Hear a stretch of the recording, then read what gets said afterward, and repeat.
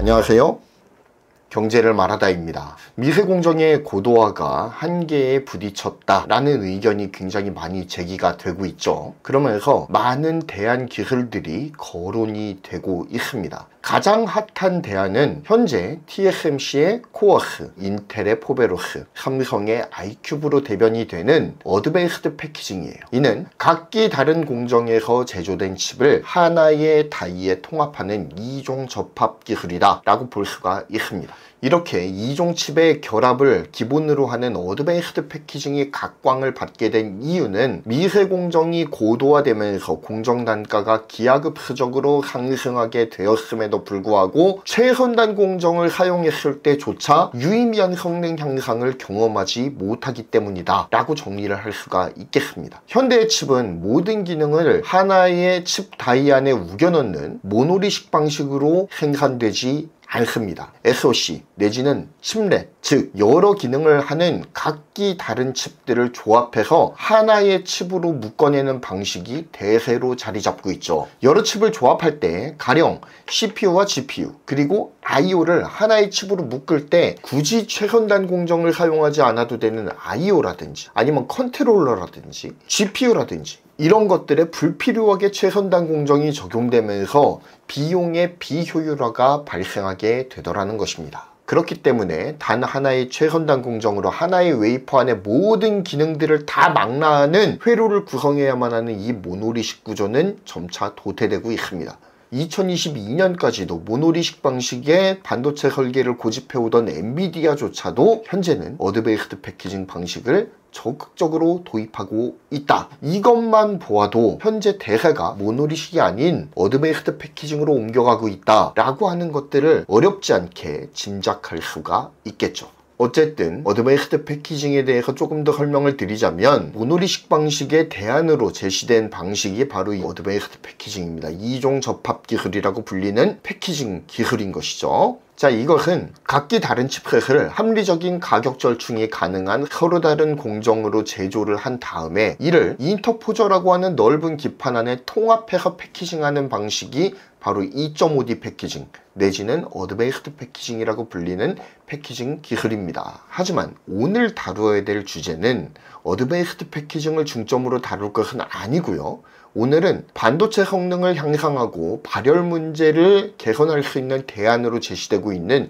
후면 전력 공급 기술에 대해서 알아보는 시간을 가질 겁니다. 반도체 내에 전력을 공급하는 전통적인 방식은 칩셋 회로 위에 배선망을 구성해서 위로부터 아래로 전력을 공급하는 방식이 주로 사용되었습니다. 이를 조감도로 보면은 다음에 그림과 같이 표현이 될 수 있는데요. 인텔의 파워비아를 설명하는 과정에서 나왔던 조감도입니다. 자, 보시면 복잡하게 얽히고 설킨 회로 패턴을 이리저리 피해서 실제 전력 공급을 통제하는 트랜지스터 부분까지 배선 작업을 하기 위해서 그 경로가 매우 복잡하고 길게 배치가 될 수밖에 없었다 라고 하는 단점이 있습니다. 반도체 전력 누수의 문제가 배선 길이에만 있는 것은 아니겠지만 배선 구조가 복잡해지고 길어지면서 누수되는 전력의 크기도 커지게 되었고 이는 곧 발열 이슈 및 성능 저하 이슈로 이어지게 되는 것이죠. 자, 그렇다면 이렇게 전기 배선이 길어지고 복잡해지는 문제를 어떻게 해결할 수가 있을까요? 이런 문제 제기에서 시작된 기술이 바로 후면 전력 공급 기술이다 라는 것이죠. 위에서 이리저리 회로 패턴 피해가지고 전력망을 구성할 것이 아니라 아예 전력 배선망을 따로 분리를 해서 이 집의 후면에다가 붙여버리자 라는 것이죠. 이젠 전력 배선 부분도 하나의 파츠처럼 떼고 붙였다 할 수 있는 그런 독립된 조직으로 만들자라고 하는 것이 바로 이 후면 전력 공급 기술의 핵심입니다. 이는 기존의 반도체처럼 배선층이 반도체 소자와 통합이 되어서 이리저리 회로 패턴을 피해서 배선을 구성하는 것이 아니라 회로 패턴과 독립된 배선 다이를 따로 반도체 소자의 뒷면에 배치하는 것을 의미합니다. 이를 그림으로 표현하면 다음과 같습니다. 지금 보여드린 그림은 인텔의 파워 비아라고 하는 후면 전력 공급 기술을 보여드린 것인데요. 인텔은 파운드리 3대장, 그러니까 TSMC, 삼성, 인텔 중 가장 먼저 후면 전력 공급 기술인 파워 비아를 들고 나왔습니다. 이는 전술했던 바와 같이 배선층을 독립시키고 이를 반도체 소자의 하단부에 배치해서 배선 길이를 획기적으로 줄이고 전기 배선의 복잡도를 줄이는 것을 골자로 하는 기술입니다. 자, 다시 파워 비아의 그림으로 돌아가 보면 다음의 그림에서 보시는 바와 같이 BSPDN, 즉 후면 전력 공급 기술이 적용되지 않은 칩에서는 트랜지스터 층에 전력을 공급하기 위해서 전기 배선이 꽤나 복잡하게 돌아가야 되는 구조였습니다. 굉장한 비효율이 초래되고요. 또한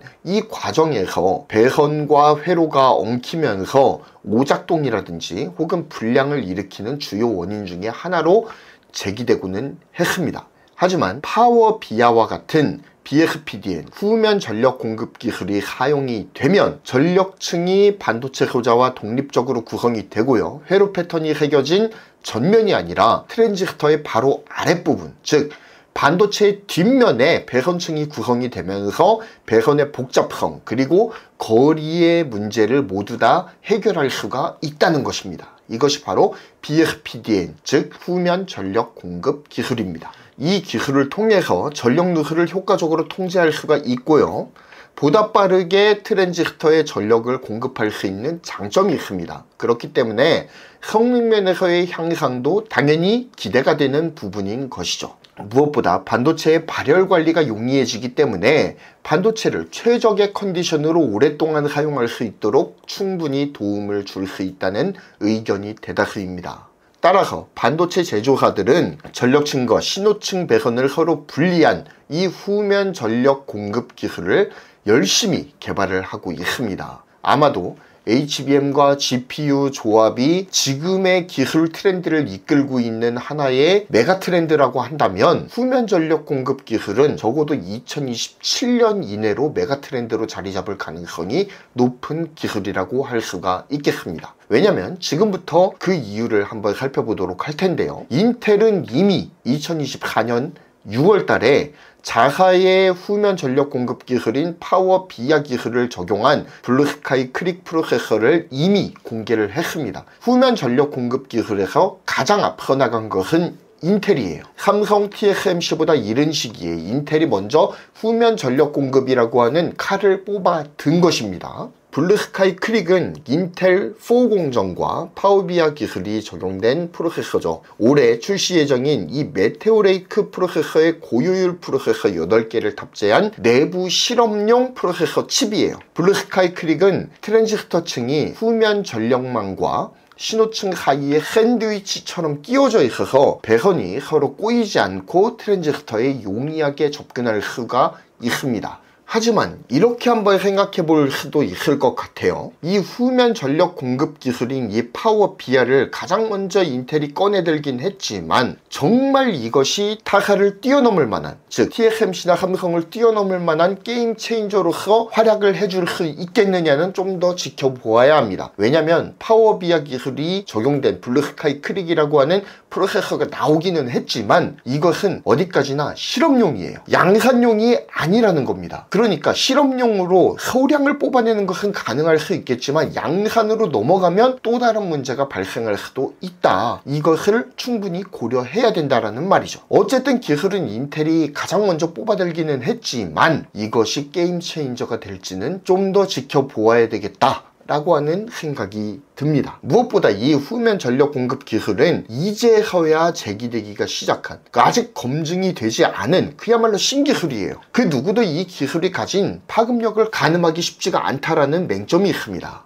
그래서 인텔은 이번에 시중에 대량으로 공급하는 범용 칩이 아니라 테스트 칩 블루스카이 크릭을 공개함을 통해서 후면 전력 공급 기술의 특장점을 찾아내고 성능을 고도화시키고자 하는 시도를 하는 것이죠. 자, 그렇다면 다른 회사들은 후면 전력 공급 기술에 대해서 어떤 로드맵을 갖고 있는지 한번 살펴보도록 하겠습니다. 일단 TSMC는 가까운 미래에 후면 전력 공급 방식을 도입하겠다라고 선언을 했습니다. 본래 계획은 2025년 2나노 공정인 N2를 도입하고 2026년 N2P 공정에서 후면 전력 공급 방식을 적용할 예정이었어요. 그러니까 2나노 2세대 버전인 것이죠. TSMC의 자체 후면 전력 공급 기술인 슈퍼파워 레일 SPR이라고 불리는 기술은 인텔의 파워비아처럼 나노 TSV를 활용해서 전력망과 트랜지스터를 연결하는 방식이 아닙니다. 전력층과 트랜지스터를 직접 연결하는 방식이라고 하는데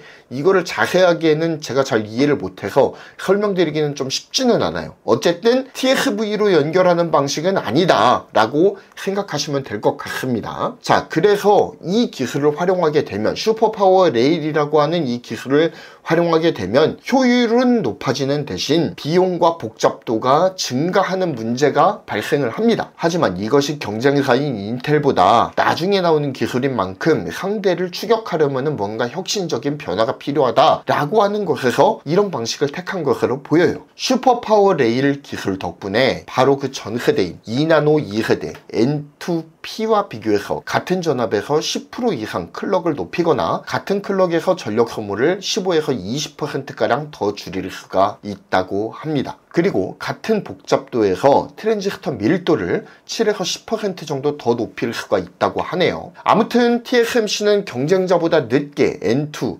N2P, N2X 공정에서 게이트 어라운드 GAA 공정을 적용한 후에 자체 후면 전력 공급 기술인 슈퍼파워 레일을 사용할 계획이라고 합니다. 그리고 그 시점이 2026년 내지는 2027년이 될 예정이에요. 인텔보다 약 3년 정도 늦은 행보이긴 하지만 TSMC가 타 경쟁사에 비해서 다소 신기술 적용이 늦거나 혹은 신중한 면모를 보이는 특성을 볼 때 그리 늦은 시기라고 생각되지는 않습니다. 자, 마지막으로는 삼성의 로드맵도 한번 살펴보도록 하죠. 삼성도 파운드리 포럼을 열었지 않습니까? 여기에서 2나노 플랜을 발표를 합니다. 로드맵 상으로는 2025년부터 2나노 체제로 들어가게 될 것 같아요. 그런데 후면 전력 공급 기술은 역시 TSMC와 마찬가지로 2027년부터 적용을 하기로 했습니다. 다만 인텔은 실제 제품이 공개가 되었죠. 그리고 TSMC도 정확히 어떤 방식으로 후면 전력 공급 기술을 구현하겠다, 그 이름까지도 슈퍼파워 레일이다 라고 공개까지 한 반면에 삼성의 방향성은 다소 모호한 면이 없지 않아 있다 라는 생각이 들어요. 그냥 천명만 한 상태입니다. 인텔과 같은 나노실리콘 관통 전극을 활용한 후면 전력 공급 기술에 가까운 것인지 아니면 TSMC가 내세우는 슈퍼파워 레일과 유사한 방식인지 아직 정확하게 오피셜이 어떻게 될 것이다 라고 제시되지가 않은 상황이에요. 다만 이 후면 전력 공급 기술에 대한 연구가 이루어지고 있다라고 하는 사실만큼은 분명한 사실인 것 같습니다. 또한 보안을 위해서 이를 자세하게 공개하지는 않은 것처럼 보여요. 아니면 로드맵만 제시되어 있고 아직 연구가 시작되지 않은 걸 수도 있죠. 아니면 선행 연구만 진행이 됐거나요. 어찌됐든 2027년 다시 인텔, TSMC, 삼성이 후면 전력 공급 기술을 가지고 본격적으로 맞붙기 시작할 것 같습니다. 자, 이제 영상을 마무리하고자 합니다. 후면 전력 공급 기술은 어드밴스드 패키징과 더불어서 미세 공정의 한계를 돌파할 대안으로 제시되고 있는 기술 중에 하나입니다. 현재는 어드밴스드 패키징의 후광에 가로막혀 있기 때문에 그리 큰 반향을 일으키지는 못하고 있는 모양새입니다. 하지만 곧 다가올 미래인 2026 혹은 2027년도에는 후면 전력 공급 기술이 업계의 화두 내지는 메가 트렌드로 떠오를 가능성이 높습니다. 한마디로 파운드리의 각축장이 어드밴스드 패키징에서 후면 전력 공급으로 옮겨갈 가능성이 높다라는 것이죠. 아마도 제가 예상했을 때에는 이 후면 전력 공급 기술이 지금 뜨거운 감자인 HBM급의 파급력으로 우리에게 다가오지 않을까라는 생각을 조심스럽게 해봅니다. 기대감과 경계심을 가지고 기술의 동향을 살펴보아야겠습니다. 보다 객관적인 시선에서 해당 사항들을 모니터링해서 여러분께 전달 드리겠습니다. 감사합니다. 경제를 말하다였고요. 구독, 좋아요, 알림 설정 부탁드립니다. 감사합니다.